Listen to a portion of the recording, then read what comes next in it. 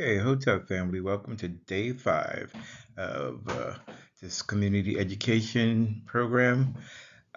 We are continuing the introduction to Egyptian hieroglyphs, and we will first do a brief review. Right, so over the past 4 sessions, we've been introduced to 3 Neteru, 2 Neterets, and 1 Neter. That was Neteret Ma'at, Neteret Aset, and Neteret Jehuti. And then last week we focused on the Nasud Biti. In particular, Nasud Biti we focused on was Nasud Biti Ma'at Kara.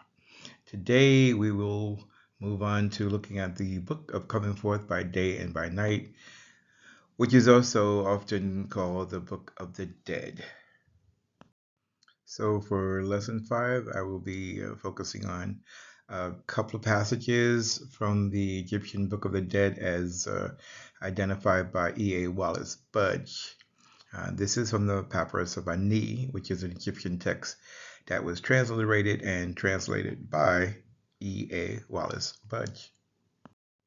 So there are multiple copies or papyri that have information about the Book of Coming Forth by Day and by Night.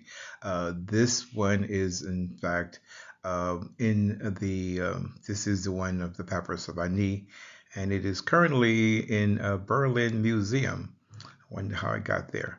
And this was identified as being written somewhere between 1075 and 945 before the Common Era. All right, so I do want to share something else before I get there. This is something that is in fact identified here as the negative confessions, but is also identified in many places as the admonitions to Ma'at. So as we remember, Ma'at is the Neteret of truth, balance, order, and justice. So in the previous slide, I failed to indicate that there are 42 neters seated there, and it's for each neter that you are making these negative confessions. And it's negative confessions because you're saying that you have not done these things. So for each of these neters, you would say, well, one at a time, I have not committed sin. I have not committed robbery with violence. I have not stolen. I have not slain men and women. I have not stolen grain. I have not purloined offerings. I have not stolen the property of the god. I have not uttered lies. I have not carried away food. I have not uttered curses. I have not committed adultery. I have not lain with men. I have not made none to weep. I have not eaten a heart. That is, I have not grieved uselessly or felt remorse. I have not attacked any man. I am not a man of deceit. I have not stolen cultivated land. I have not been an eavesdropper. I have not slandered. I have not been angry without just cause. I have not debauched the wife of any man. And they say this again, I have not debauched the wife of man. And this is to Neter, the 21st Neter. So there are 42 and we have 21 more negative confessions to make. Okay, I think I have access to some of these admonitions to Ma'at in their exact form. So we have to take into account that these are translations. And so translations, there's some wiggle room. But again, so these next 21, again, due to time, I'm not going to read them all, but let's go with a couple. Number 22, I have not polluted myself. I have not terrorized none. Skipping to 27, I have not blasphemed. Number 28, I am not a man of violence. 29, I am not a stirrer up of strife or disturber of the peace. Number 33, I have not wronged none. I have done no evil. Number 35, I've never stopped water, the flow of water. Number 38, I have not acted with evil rage. 39, I have not stolen the bread of the gods. 40, I have not carried away the Kenfu cake from the spirits of the dead. 41, I have not snatched away the bread of the child, nor treated with contempt the God of my city. And 42, I have not slain the cattle belonging to God. So those are the 42 negative confessions. Again, I think I have some actual examples of the exact text. And again, I just put out there that these are translations, so they are not exactly what's being written, but they are translated in English to the best of Budget's ability, I dare say. So it's really impossible to overstate the position of the Neturret. In this case, we're looking at the Neturret Nut. And Nut is also his pet, which is heaven. So we have this African woman as heaven. And what we see here, again, we actually seen this symbol as we did our transliterations. It looks less like a woman and more like just like a tabletop. But here we have Nut, and she is heaven, and we have the solar bark, and in the solar bark, from left to right, we have the Netur Ra, and next to the Netur Ra, we have the Netur Heru, and then we have the Netur Shu, and then we have the Netur Tef Nut, and then we have the Netur Geb, and then we have the Netur Red Nut, which is interesting because she's also heaven, but she's also in the solar bark. And then next to Neturret Nut, we have the Netur Usir, and we can see that he has the throne of Aset as part of his name. And behind him is the Netur Aset. We could see her throne. And finally, we have the Nasud Biti, who is traveling on this solar bark. So we actually find the image of Neturret Nut in many places. In this case, we see her on the outside of a coffin, and we see again she's being held up by Shu, and below Shu we see the Netur Geb, who is in green in this case, and there are many other images here, but I guess for me, what I really want to point out is the importance of the Netur Nut as heaven. So in this case, I'm showing two sides of the coffin, as it were, the coffin box. So on the right, we have the right side. On the left, we have the side where we have the Neturret Nut. On the right side, we can see a lot of things. We could actually see Impu on the far left, and we see I'm sorry, that's Jehudi on the far left with Inpu with the scales, and we can barely make out Aset sitting on one side of the scale, and on the other side we see the heart, and then we could actually see the person that's in the coffin, that will be in the coffin, kneeling down. I think they're holding, looks like they're holding their heart in their left hand, and looks like they're holding a pair of eyes in the right hand. And then right behind them, we also see the same person. In this case, they have the feather of Ma'at in both hands and two feathers of Ma'at on the head. And that's followed by the Neturret Ma'at. And again, and behind the Neturret Ma'at, we can see, again, the person that's going to be in this coffin. They apparently say the name is Nespawer Shefti.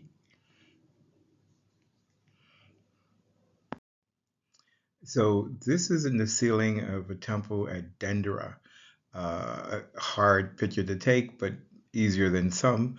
In this case, we can see her full body. And this is again carved in the ceiling of the temple. And we see her hands going down on the right-hand side, her legs going down on the left-hand side. She is considered to be giving birth to the sun, which kind of makes sense because the sun comes out of heaven somehow. And then the sun goes back into heaven to be reborn again. Now, this representation of Netzret Newt was very difficult to get. I think I didn't take this particular picture, but I know I took pictures, and this is inside the Temple of Ramses VI, and the image of Goddess Netzret Newt covers the entire ceiling, and so you have I even with a wide angle lens I couldn't get the image. So again, we could see Newt, and we see this part, and this is a case where she's taking in the sun, and it turns out that in her body there are actually 12 solar disks, which counts for the 12 hours of the day. Again, this is an image from the ceiling, and this is in the tomb of Ramses VI.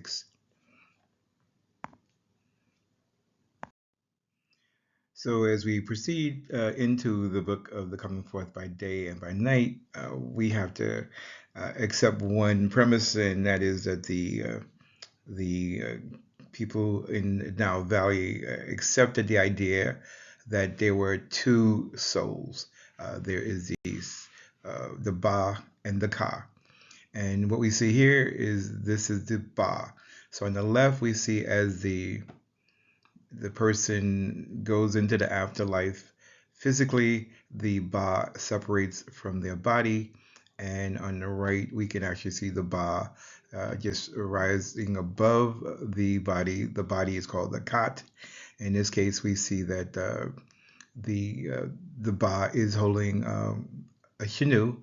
This is a Shinu that indicates infinity.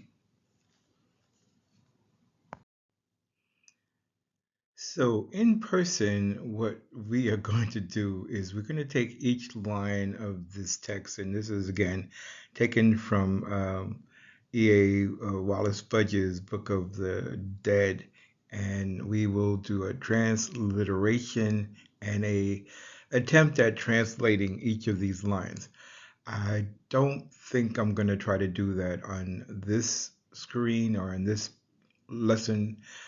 So what I'm going to suggest is that you look at lesson number 10, which I'll have posted, and I will try to attach it to the end of this YouTube video. And if I can't figure out how to attach it to the end, you could simply go to my channel and look at lesson 10. I have updated lesson 10 to just specifically focus on this aspect of the book of coming forth by day and by night. So I'm certain that in class we will be able to identify everything here except for number 3 once we break this up and look at each individual, let's say, word. Number 3 is the one that we haven't covered, and that is transliterated with the letters NN, and that means not, negation. And then we have the owl and the loaf of bread, and that actually is transliterated as MT and is translated as death. So again, I'm going to refer you to lesson 10 to see the full explanation, which is what I'm going to do in person, but I don't want to try to do that here. Okay, for this sentence, again, the new items are really kind of number 1 and number 5. Number 1, we have water 3 times, and that's transliterated Mw, and it's translated as water. And then number 5 is transliterated with a K and a W, and it is another way of writing the Ka. And the Ka is, again, one of those aspects of the stove. So we have the Ba and we have the Ka. So the new Mdw Ntr sacred symbols here are 4 and 6. And that's the Ntr Aha, also sometimes identified as Hehe. And Aha is in numerical sense the number 1 million. So this is many millions, and it's the idea of many millions, or the idea that the God represents many millions. And then 7 and 9, well, that's a sail, and the sail is in front of the Ra. So we know this is kind of the the wind of Ra, because it is what it is, or the sail of Ra. And I think we will translate this as the movement of Ra. So in this case, we have number 1 and number 4 being unique for us. Number 1 is Ba, which is a representation. It's transliterated with BA, so it is actually the same word as the Ba bird that we saw leaving the body. And then we have the pool and the falcon and the loaf of bread, and that is transliterated SHAT, and that is translated by Budge as body. So I don't think there are any new Mdw Ntr symbols here. I think we've seen all of them. What is unique here is we have a determinative of a Ntr. 3 examples of Ntrs being identified as determinatives.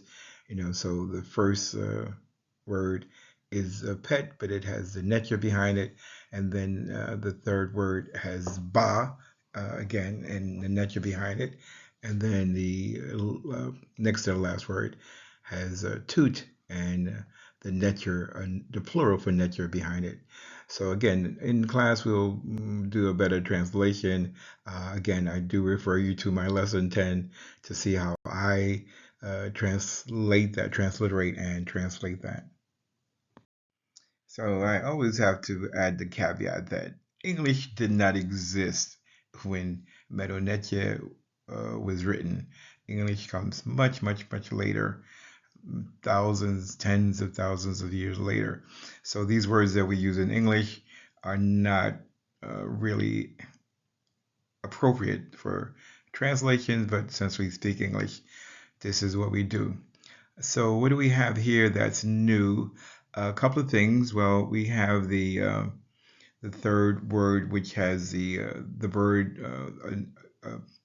the pintail duck about to fly, plus the I think that's a crescent moon again. That's a loaf of bread. That's the uchik that looks like a swirl, and it's really it's a way of writing the uchik without drawing the uchik for symmetry. But what Budget does for this is he translates this, or transliterated first as PAUT,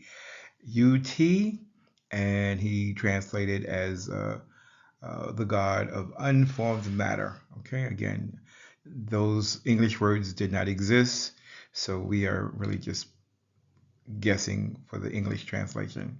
Then the fourth word, that is again, that's Amun. In this case, though, it's identified with the fire in front of it. That's identified as the Ba again.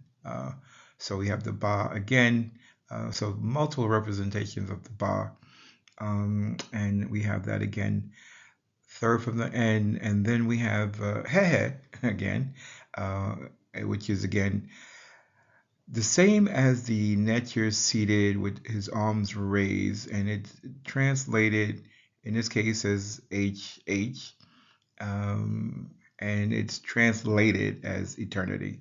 So again, in class, I'll spend more time on it. It will take more time. We have a 90-minute class, and I know that a 90-minute YouTube is not appropriate. So again, for the third time, we'll suggest you look at lesson number 10. I think it's around 40 minutes. It's still intense, but it's worth your while if you're interested. So until we embark on the last lesson, lesson 6, this will be all for lesson 5. And I hope everyone appreciates this. And please, feedback is definitely welcome and appreciated. I get a lot of feedback in person, but I get very little feedback from YouTube. But I appreciate your attention. I do see that people are viewing it. So, Shem Hotep.